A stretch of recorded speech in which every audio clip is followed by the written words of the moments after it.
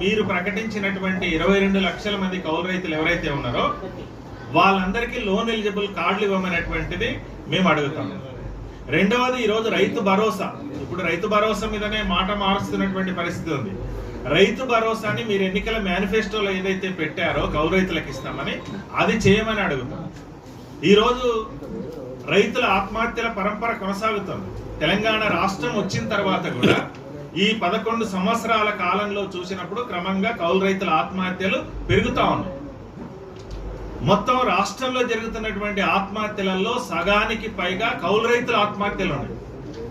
అందుకని రైతుల ఆత్మహత్యలను నివారణ చేయాలన్నా కానీ కౌలు రైతుల్ని ఆదుకునేటువంటి పని చేయాలి. దాంట్లో మొదటిది లోన్ ఎలిజిబుల్ కార్డులే కనుక ఇస్తే వాళ్ళకు స్కీములన్నీ వస్తాయి. ప్రభుత్వ బ్యాంకుల ద్వారా రుణాలు వస్తాయి, రుణమాఫీ వర్తిస్తుంది, రైతు భరోసా వర్తిస్తుంది,